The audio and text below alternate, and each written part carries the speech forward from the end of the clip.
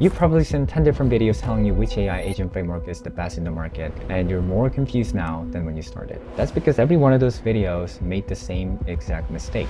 They ranked 4 tools against each other that aren't even in the same category. And the part that's going to bother you is none of these tools contain any AI. There's no artificial intelligence here. Zero. They're just harnessed. The AI model does the thinking. These tools just give it hands. So today I'm going to show you what each tool actually is and which layer of the stack it lives on, and which one is actually significant for your specific situation. My name is Daniel Jindu, and I used to run AI info business that questions my moral every single day, and eventually I had to quit. Now I'm just giving away everything I know about AI for completely free. There's no gatekeeping. You can join my community for free, newsletter to get as much as value you can. You can just take it all. All I'm asking for is maybe consider commenting on this video to help me keep going, but it's not that necessary. It's up to you. Before I break down each tool, you need to see the picture that none of those comparison videos on YouTube showed you before. I think every AI agent setup has 3 layers. Let's think of it like a person doing its job. Layer 1 is the brain. That's the AI models like Claude, GPT, Gemini, Grok, whatever you're running through Llama. These are the things that thinks. However, none of the 4 tools I'm covering today are this. They don't think, they don't reason, they are not really AI that you think you know. Layer 2 is the hands. That's the agent runtime. It is the thing that lets the brain actually do something. Something like you open a terminal, browse the web, read your file, send the messages on Slack or Discord or whatever. Without the hands, the brain just sits there generating text into a void. Agent 0, Hermes Agent, and OpenClaw all live in this layer, but they're built for very different jobs. Let's circle back on this later. Now the layer 3 is the manager, the thing that coordinates multiple agents, assign tasks, track budgets, and make sure nobody goes rogue. Paperclip lives here. It doesn't do any work itself. It manages the thing that do. Brain, hands, manager. That's the 3 stacks that I'm going to be covering today. And once you see and understand this, and you can't really unsee it from there. You know, like every which agent is best, or this thing just kill OpenClaw, blah blah blah, to get you signed up for another Skool communities videos, or comparing a hand to another hand to a manager and asking which one grips better. Now, let me show you where each tool fits. 3 of these tools sit in the same layer, but they were built for completely different jobs. And the 4th one isn't even playing the same game here. Agent 0 is the rawest tool in this group. You pull a Docker container. Inside the container is a full Linux computer, terminal, browser, file system, literally everything. You simply point an LLM at it and say, figure it out, or give your favorite prompts. It'll do its job, right? The interesting part here is Agent 0 does not come with pre-built integrations. It writes its own tools on the fly. If you need to scrape a website, it writes the scraper. If you need to process a CSV file, it writes the script for that one too. You give it a test, it figures out how to build the tool to complete it. Because of that, it makes it the fastest from 0 to first output. Now the catch here is though, it stores memories in a database, but it fails to retrieve them when it needs them the most. There's an open GitHub issue about this run right now. Operators report weekly resets because state gets corrupted over time. It also has a documented security vulnerability, which is CVE 2026-4307, which is a path traversal issue. It's a huge one. It runs as root inside Docker by default, and credentials can leak in plain text into logs. In plain English, what I'm talking about here right now is Agent 0 has a broken log on its filing cabinet, which is highly risky for enterprise use without the manual intervention. So you gotta watch out for it until this gets resolved by the vendor. They simply didn't respond to it yet. One more thing most people don't mention is Agent 0 is funded through a crypto token called AOT on the base L2 network. That's a real different funding model than the other 3 here. It's a very different incentives. And personally, I have no good experience with crypto, so just my take. My take on Agent 0 though is, while it is a powerful tool for tinkerers who want maximum freedom on one-shot tasks, but I don't think it is a daily operations runner. Okay, let's move on to the next one here. Hermes Agent, which comes from Nose, I don't know if it's Nose or Nose Research, an AI research lab, which is a totally different DNA from Agent 0, right? And what makes Hermes different from everything else in this video is it's a single agent that takes notes and gets better over time. One agent with a learning loop. Isn't that kind of cool? The learning loop has its own name. Researchers from MIT and UC Berkeley in 2025 around summer, they named it GEPA. In plain language, Hermes runs a test, it watches what worked and what didn't, then it writes a playbook for that test. Playbook simply means SOP, standard operating procedure, and basically a skills.md file. Next time a similar task comes in, it pulls the playbook and runs it better. It acts like a very capable employee you want to keep, right? Over weeks, those playbooks stack up and your agents gets faster and more accurate at your specific workflows without you retraining training anything at all. And the part that surprised some people is that you don't need GPU to run this. GEPA works through API calls or OAuth. What it's really doing is just editing prompts and code, right? It's just changing the skills.md file. That's what it's all doing. It's not training model weight. Anyway, Hermes stores its memory in SQLite with full text search. That means it remembers across every sessions. You know, the fact that memory system is already built in,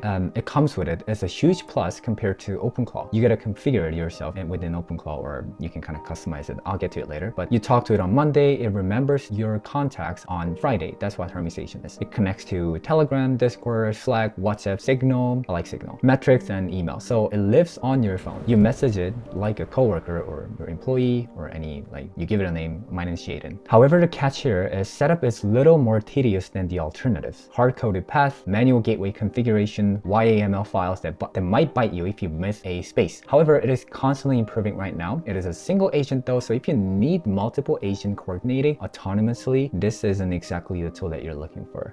There's a different methodology they're using, which is different from sub-agent. You can swap your profiles to act it like a different agent, which not my style, but anyway. And for local models, it's very, very resource heavy, so you might want to consider that part too. I think Hermes Agent is the strongest fit for solo creators who want daily ops automation that compounds over time, like email triage, morning briefings, which I'm getting all day, content pipeline steps, etc. You can certainly give it a go though. Invest maybe like a setup weekend and it can probably pay you back for months. Now the famous one. OpenClaw is the most popular tool in this group. Largest community, most operator reports, most beta tested edge cases, I think. But I'm not gonna dive deep on this, as I'm assuming most of you know what it already is. There's so many information out there. It doesn't make sense for me to just cover all that, like how to set up configuration and all, right? So it has the widest integration surface of the four. Here's my experience so far with this. I use it every day. I like it. I get my morning briefings and I get my email triage and basically everything I do, everything with this. But my take is this: maintenance. It's the maintenance part that's giving me a lot of headaches. Operators, including myself, describe it as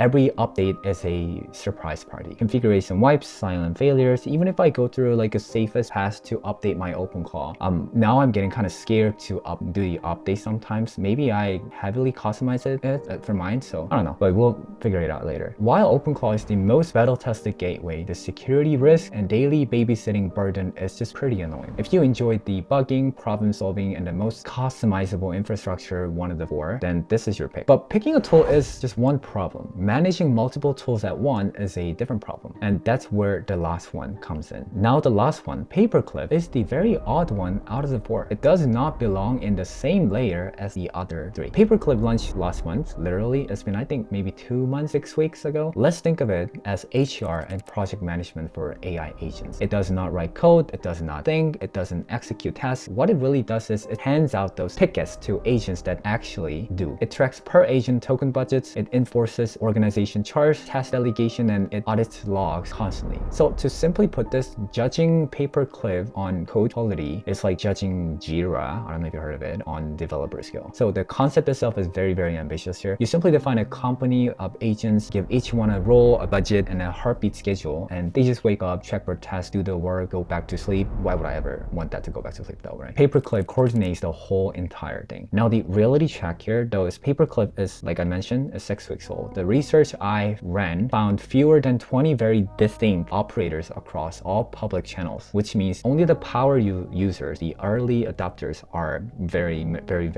getting something out of this. And also there's a documented bug where workspace cleanup silently deletes unpushed git commit, which is bad. Also, like orphan processes survive server restarts and run cancellations. That's also bad. And operators report something they call AI burnout. I don't know what that means, but the mental cost of supervising agents outweighs the productivity gains per complex test. But as you know, this is gonna get better and better. Not just for Paperclip, for every single that's AI related, it's just gonna get better. Wait for 6 months and you'll see a huge difference. But in the meantime, you still have to be ahead of the curve. So there's no verified public case study show sustained revenue generated through this Paperclip as of April 2026. But if you're making money, let me know in the comments section right now. So while Paperclip is the most conceptually ambitious tool here, but you need agents worth coordinating before a coordination layer adds actual value. Start with one agent that works and then consider Paperclip. I'm working with 3 agents only. I don't like the idea of having like 10 to 20 different agents all at once. I think that's just unnecessary and it's making it more complicated to,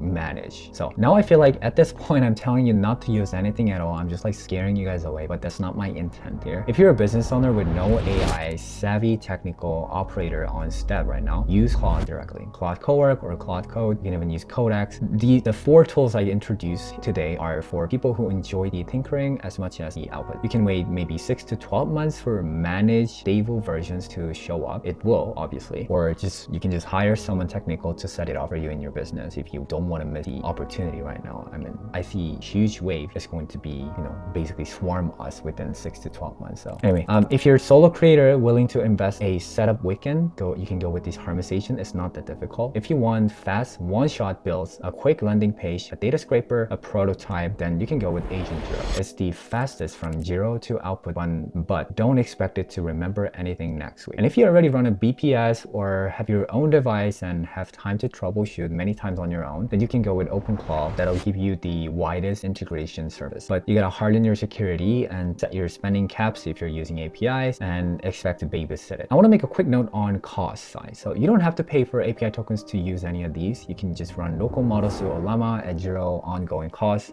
if you have the right hardware, or better yet, if you want to just run it off on their Llama's cloud server, you can do that too, but not many people want to do that. You can also connect through OAuth or an existing subscriptions like Claude Code or Codex, where the tokens come from a plan you already pay for. The $400 plus $10,000 plus cost explosion you hear about only happen when you use the API's keys directly without setting the spending limits or the model configuration correctly. So you gotta know which path you're on. And lastly, if you already have 2 or 3 agents running and working great and you need budget enforcement and task coordination, then that is when Paperclip enters the picture, not before. So do not pick the most popular, hyped up one. You gotta pick the right layer that will give you the most leverage that you can think of. So far I cover brain, hands, and manager. 3 layers. Now you know which store you'll be showing at. So I put together a free PDF that breaks down everything in this video, the tech diagram, the per tool specs, the security flags, and a decision flow chart so you can figure out which tool fits your situation in 2 minutes. There's also an interactive prompt inside. You paste it into Claude or ChatGPT, answer 5 questions, and it's gonna give you a personalized recommendation on which tool you can leverage out of. Link is in the description. I put that in here. If this saved you from picking the wrong tool or from wasting 20 to 30 hours from the perspective of a business owner, right? You guys are busy. So why don't you drop a comment and let me know which layer you're building on. Also, let me know in the comments what you want to see next. That's how our channel runs. You ask, I build, we all learn. See you in the next video.